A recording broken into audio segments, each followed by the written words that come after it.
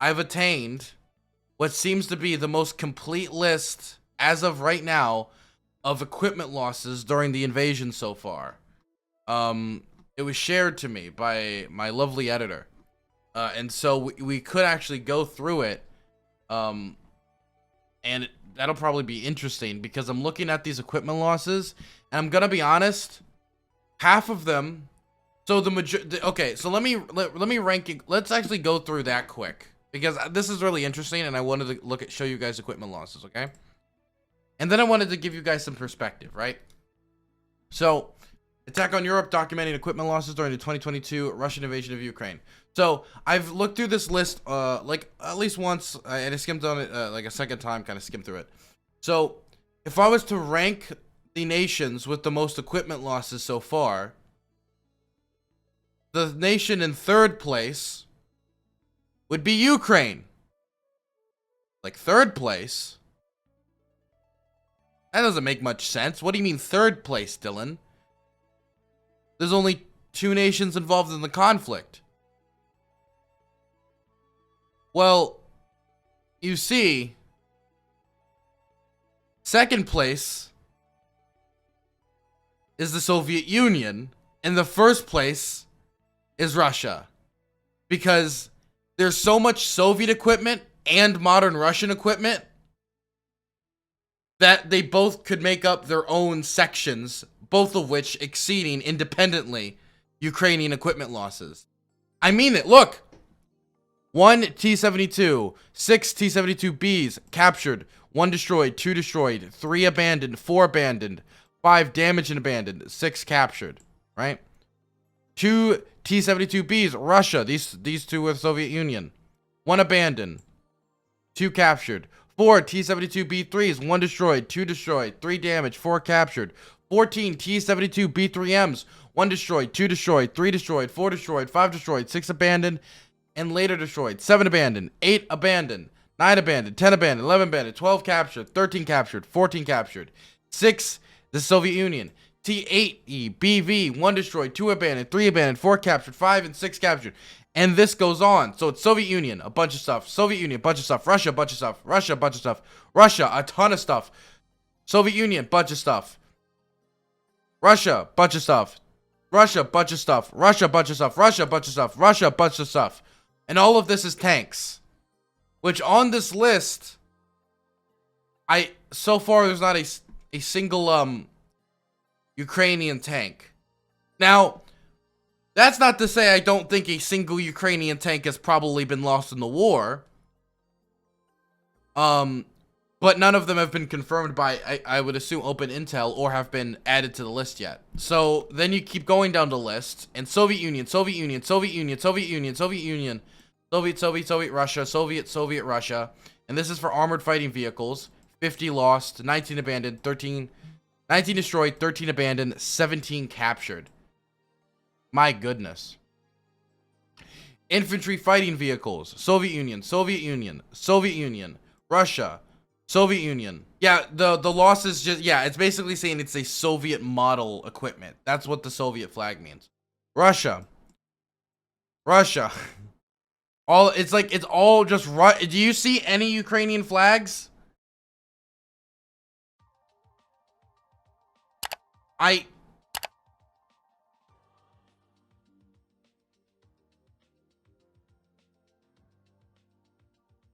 Now, here's when you get into actually Ukrainian stuff. 8 BTR-4s, 2 BTR-3s, etc. An American. Oh boy. Now, it is true that Ukraine uses a lot of Soviet equipment. That is true. 100%. People bring it up in chat. I want to post this in chat so you guys can use this as a resource to just look at equipment losses. I gotta be honest, Ukraine are not posting Ukrainian losses in general. That's the thing, right? That's what I want to say about this list. Well, this list is interesting, but the majority of this is like confirmed through open intelligence. Number one, the majority of footage we're getting is of Russian equipment because Ukrainians are not filming their own like people usually, right? That's the first thing. And the second thing is this is only an open intel, right? like open intel. It's not like both militaries are announcing at the end of every day accurate like portrayals of how many soldiers or troops or equipment they lost, right? So I just wanted to put this in perspective, that this isn't a complete list. Not to mention the person who makes this list has stated that, and this is their words, not mine, that there are so many equipment losses on the Russian side that they are not adding it to the list fast enough. And they also made lists for the war in Afghanistan. So this is also slightly out of date at any point you look at it. Now, I wanted to show you guys this so you realize, so I can throw something at you guys, because this stuff, I assume, makes you guys like uber confident, right? Like, I know a lot of stuff can make you guys probably uber confident. Like, man, Ukraine seems to got this in the bag, you know? Like, Ukraine's got, like, oh my goodness, right? Ukraine can't stop picking up W's. And I'm showing you these equipment losses because I wanted to give you guys a reality check, a hard reality check.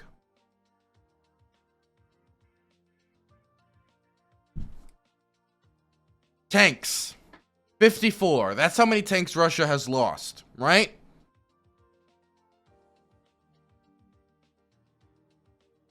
That's a lot of tanks. Decent amount of tanks. Could you imagine viewing like 54 burnt out tanks? It's probably higher than this too, because number one, the list is slightly out of date because the person in question said they can't add them fast enough. And two, this is just through open intelligence. So there's probably destroyed tanks that have yet to be confirmed. Right? How many tanks do you think Russia has? Just guys guess.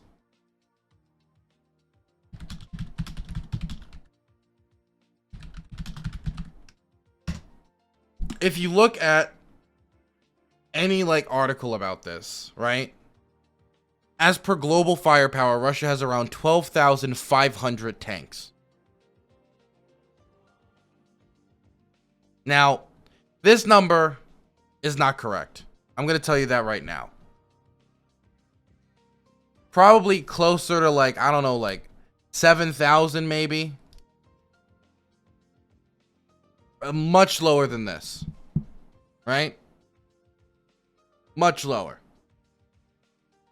And not only that, but then you need to take into account, just because a tank is in storage, because a lot of these tanks are in storage, by the way, doesn't mean that a tank is functional. Just because you have a tank doesn't mean the tank works. And a lot of those tanks would need, if they do work, would need a decent amount of repairs. A lot of those tanks are highly out of date. But having so many tanks also means that you can disassemble other tanks to then fix the tanks that need fixing. Bottom line is, right? Russia has a lot of tanks. How many of those tanks work and don't work? Like, I mean, there's going to be some guesswork. But they have a lot of tanks. A lot. And so I'm telling you this because if this was to really drag out, it's not like Russia as a whole is going to like run out of tanks, right? Or run out of armored personnel carriers. Or it's going to run out of artillery. That's not going to happen. The amount of losses we would need to see for that to happen would need to be like almost like unheard of. Now, this is about the same for basically all the other equipment losses too. It is going to be different for newer variants and newer equipment, not old Soviet equipment, because the newer equipment is harder to replace. The newer equipment costs a lot more money. You get the idea. But the majority of the equipment lost on the front lines is not top of the line SAM equipment, SAMs and shit, right? Even though a few of those have been abandoned and we've looked at those on this channel, and that's bizarre how many of those have been abandoned. Only seen a few T-90s. Exactly. I seen like one T-90 like in a river as a T-90 submarine. But I bring you up because when you guys see videos like what is it? Like this, like, oh, Ukrainian territorial defense fighters captured a Russian tank near Kharkiv and managed to get it running. Like, that's good news for the Ukrainian defenders. Whether they'll be able to use the tank in combat is highly debatable, because you're going to need a crew that actually knows how to use the tank. That's one thing. A lot of people are like, oh, they captured a tank, they're going to be able to use it. It depends if the crew knows how to use the tank, if they got people who can use the tank, if they got the right equipment to repair and, like, you know, make the tank, make sure it runs, if they got fuel for it. You get the idea, right? Now, within this reality check, I want to add a second reality check, right? Because I wanted to say that because I know you guys like see all these equipment losses. And I just want to say, it is pretty crazy and unprecedented to see how bad Russian logistics are. And these losses are still unprecedented when it comes to like modern wars for a army of Russia's stature, so to speak. I think a lot of this had to do with logistical failures when it comes to fuel and food, them not properly getting their soldiers ready. That's why we're seeing so many surrender or be ambushed so easily, because they were not prepared. They thought they were just going to be able to run into cities, etc. But again, it's not like Russia's going to run out of tanks. It's not like Russia's going to run out of armored personnel carriers. It's not like Russia's going to run out of artillery. It's not like Russia's going to run out of trucks. But, and I know I'm bringing caveat after caveat, but it's really hard to balance this out, because I need to balance out the incompetence of the early Russian invasion to this point with the fact that it's still Russia, you know, with the Russian military, one of the most powerful militaries on the planet. But then again, when I say this stuff about tanks, you got to remember, people drive those tanks, right? People drive trucks, people drive tanks, people drive planes, people drive helicopters. And when those things go kablooey, or those people get detained and they surrender, those are losses. Either those are body bags that go back to Russia, or those are casualties of some sort, injuries, or POWs. And those losses, while population-wise, they're going to be easier to... They can replace it population-wise, because, you know, they've got... Russia, again, is not short on people, just like they're not short on tanks. They're not short on armored personnel carriers. Not short on this stuff. The Russian public is going to start asking questions, you know? The Russian public is going to, you know, notice. You can't just have thousands of people start dying in a foreign conflict. And if you want me to, like, tell you, like, the number of, like, Russians that have died up to this point, the Russians have admitted, which is wild that they've admitted, but I mean, they kind of had to, considering the circumstances, about 500 deaths. That is undershooting it by a ton. The Ukrainians say about 6,000.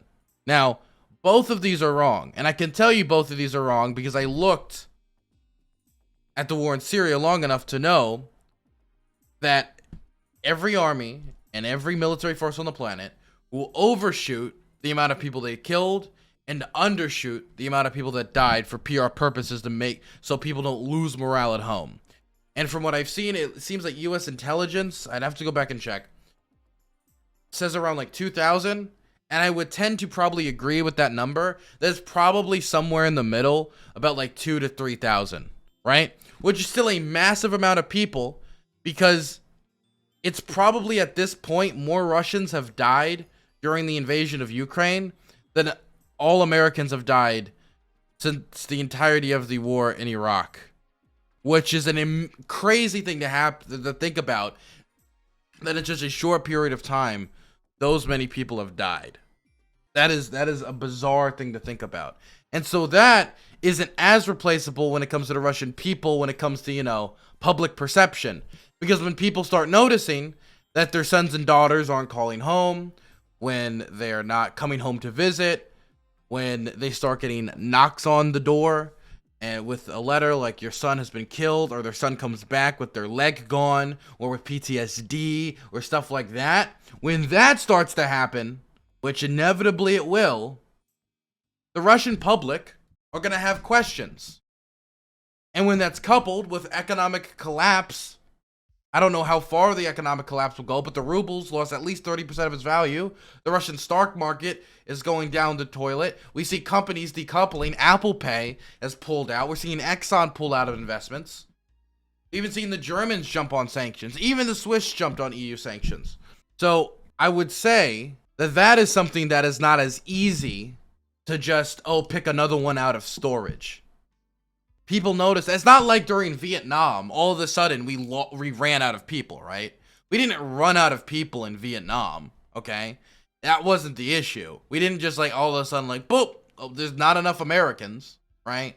Or there's just not it was like, of course, the economic consequences of a war going that far, which, again, I'm kind of presenting that right now, and public backlash for the amount of dead, wounded, etc. But I know there's a million caveats. I gotta add another caveat because Putin knows this. It's part of the reason why they're lying about the amount of people who have died up to this point. That 500 number, that's cap. Just like the Ukrainians are capping about the 6,000. Bullshit. And Putin is also banning, and I don't know, I think we covered this on the channel yesterday, I believe. Putin is also banning news outlets, press outlets that are calling it a war, calling it an invasion, that are covering the war accurately. He's targeting them with legal fines and taking them off the air, trying to target their websites. You get the idea. Because the sooner the Russian people find out about how catastrophic this war is, the more and more they're going to be against it. Not only for all the reasons I already laid out when it comes to the economic consequences the Russian people are going to face and the amount of sons and daughters that are going to die, but also Putin made this large, 45-minute speech, and he also wrote an essay about a year ago about the inexorable ties between the Russian and Ukrainian people. That's a big part of this war. The inexorable ties between Russia and Ukraine. And they're basically the same people. And, Russia's history and past and future is Ukraine's history, past and future. And, Ukraine was really created by Lenin. And you get the idea, right? And if you're making the argument that you have such deep ties with the country, both when it comes to work visas, economics, culture, history, demographics, Russians who live in Ukraine, Ukrainians that live in Russia, the whole shebang. Once you make that speech and you're making that statement, which I do think the statement that like Russia and Ukraine has historical ties is true. I don't think the idea that I think that saying Lenin just carved up and made Ukraine, I think that's extremely historically reductionist. And we could talk about that at a different time. But it is true that Ukraine and Russia has a lot of ties. Culturally, historically, and otherwise. Amongst the population. But doesn't that work against Putin, though, in a way? I get how that helps him with his geopolitical framing. With his view of history. But you just made a 45-minute speech about how similar Ukrainians are to Russians. And then you told the Russian army, charge!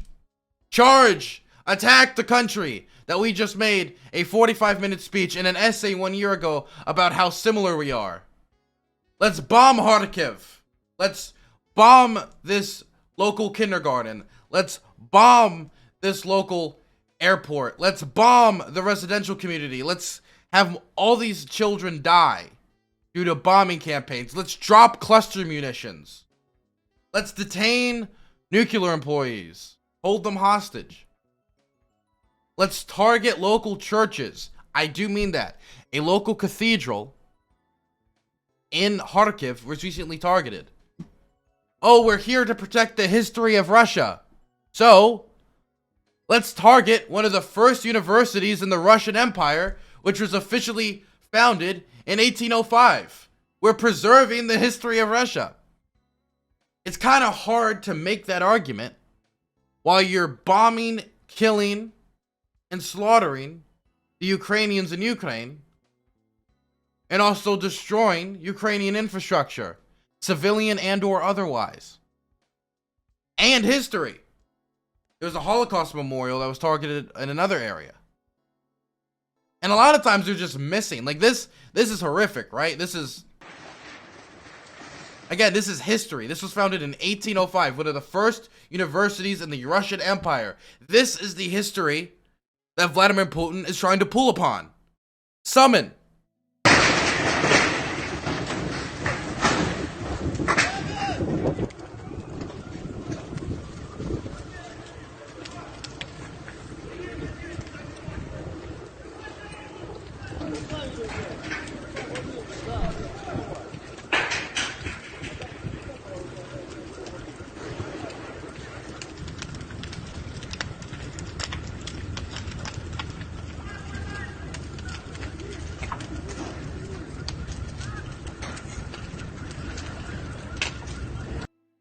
Also, somebody in chat just said Ukrainian government was already bombing eastern Ukraine 8 years before this dude. Number one, that doesn't mean the solution to that is to expand the conflict and make it so more people get bombed. Number two, the rebels were also bombing Ukrainian held territory. The Russians also charged and invaded Crimea and took over Crimea. This conflict has been going on for 8 years. It's very complicated. There have been crimes and horrific stuff on all sides. I will agree to that. But expanding that horror is not the solution here. That is not the solution to the conflict. Does this look like protecting Russian history, Ukrainian history to you? Not only is this going to be destroying Ukraine's history, not only is it destroying the infrastructure of Ukraine, but think about the Ukrainian perspective of Russia now. The 3 million people in Kiev, what's their view of Russia post this conflict? It's gonna be one of horror. Because, oh, I know Russia. They're the one that bombed out my home. They're the one that bombed my cathedral. Oh, they bombed my child's kindergarten. Oh, they just straight up blew up my kid. Oh, they killed my brother who was in the service. They invaded my country and did a regime change war to the government that we elected democratically. 73% of the vote. 2019. That isn't a positive view. Is that bringing Russia and Ukraine together? The best way to bring Russians and Ukrainians together isn't to expand a war. It is to end the war, end the conflict in Donbass, and come to a peaceful solution to it. Come to the negotiating table. But that's not here or there, and that's not the point of this video, is for me to get once again angry at the ridiculousness of the Russian position. But I wanted to give you guys perspective. Because while the Russians are having problems on getting equipment to the front right now, and they're having fuel shortages, they're having food shortages, you have extremely low morale, and that's why we're seeing so many Russians surrender. And we're seeing the Ukrainian government taking advantage of that by offering the Russians things to surrender. And so is the European Union attempting to even negotiate things to offer the Russians to surrender. We're seeing massive amounts of casualties amongst the Russians. That's right now. That is right now. War can change a lot once logistics are repaired, once fuel shortages are dealt with, once food shortages are dealt with, once all those things are dealt with. The war can change a lot.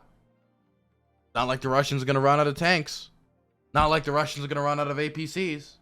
Not like the Russians are going to run out of trucks. Or fuel. Certainly not going to run out of fuel. Well, okay, I say that while they're having fuel shortages on the front line. But I mean, as a country, they're not going to run out of fuel. So I'm saying this to bring this in perspective. That the Ukrainians are performing much better than expected. They are inflicting higher casualties than the Russians expected or could have ever, even in their worst imaginations, expected. The amount of equipment being abandoned is unprecedented in a modern war of this type. Definitely one that, from the Russian perspective, was supposed to last 1 to 2 days. But Russia is still one of the most powerful militaries on the planet. If you would have asked me, I would say the odds are still greatly stacked against Ukraine. They're better than most people would have expected, but they're still greatly against Ukraine. I would say the biggest advantages Ukraine has right now is how united the European Union and the Western world is. We're going to talk about the UN vote to condemn Russia in a bit. We've already talked about how Germany, which is a nation that's largely tries to stay semi-neutral on Russia due to its economic ties with the nation, is sending Panzerfausts and surface-to-air missiles to Ukraine. United States is upping its aid to Ukraine. We're seeing Finland send aid to Ukraine. Of course, the Baltic states are sending aid to Ukraine.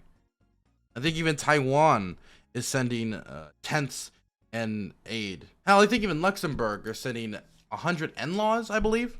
Crazy. Absolutely crazy, the amount of support it's getting. And that's compounded by sanctions. Everyday Russians are already seeing the effects of this economic sanctions on their everyday lives. Like we saw the pictures of Russians not able to get on the plane because they have to switch from Apple Pay to cash. The 30% loss of the ruble. These are the biggest assets that Ukraine has. But on top of all of it, and this is corny, but it's also true, it's also the Ukrainian will to fight.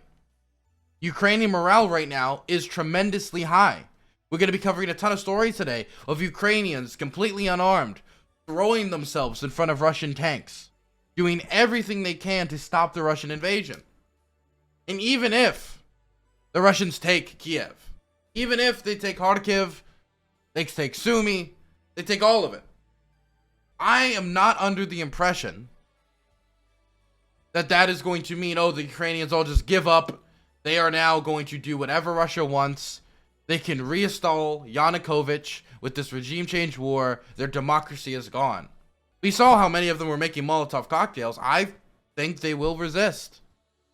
I'm under every impression that they will resist. I think even if, after a long and arduous bloody conflict, or one that lasts a month or two, we don't know. After this conflict, Russia takes it all, takes all the territory of Ukraine. I think they're still going to have the trouble of Ukrainian resistance. And it's going to have to be a long and arduous occupation. Definitely, most certainly, if Russia intends to demilitarize the country. Because then there's going to have to be Russian occupation troops propping up Yanukovych.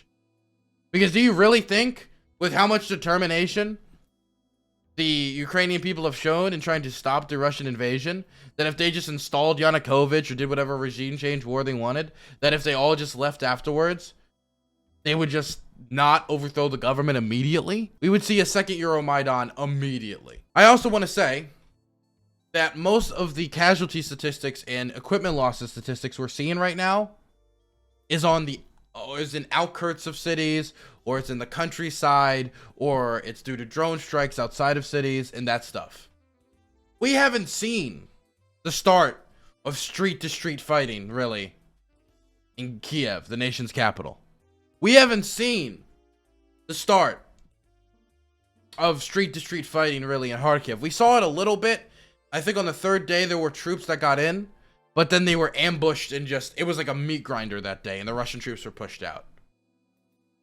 We haven't seen it, and we see the Ukrainian army building up barricades throughout Kiev. We see the Ukrainian people picking up arms to defend their city, baking Molotov cocktails, building barricades, learning how to fight guerrilla warfare style, to fight for every street, every building, every room. And so we're going to see casualty numbers get a lot worse, and so is the Russian military and the Ukrainian people, before they get any better. It's not like tomorrow we're going to see casualty numbers go down. They're going to get a lot worse before it gets a lot better. Situation's only going to get, I want to emphasize this, situation in the near future is only going to get worse as the Russians try harder and harder to take the capital and Kharkiv and these other locations. We're going to see street by street fighting. The nation's capital is a capital of over 3 million people. Not going to be a nice. I also want to add one other thing about Putin's point about, like, you know, Ukrainian people are one and we need to save this history. Think about how many Ukrainians are fleeing the country. Estimated millions are fleeing the country, right? I know already 500,000 have. We're going to see a lot more. Not only does this create a refugee crisis, which is horrific in its own right, but of course, you're destroying Ukrainian history there. There's Ukrainian families that have lived in Ukraine for their whole life, generation after generation after generation, that are now going to be permanently displaced and probably leave never to come back, either to Europe or America or wherever, that are now gone forever. Local economies that'll be hollowed out by brain drain. And families that used to be staples of communities gone forever. Family lineages cut off and separated from the Ukrainian homeland. This is another point I want to throw out there. Anyway, I wanted to give you guys a reality check on the situation, because I know you guys are seeing so much social media footage about like equipment losses and all this, and it is unprecedented, and it is definitely a failure of the Russian military for multiple reasons, some of which I've stated on other videos, some of which I've stated on during long streams, some of which I've stated wherever on Twitter. But I wanted to give this reality check. I think it was important.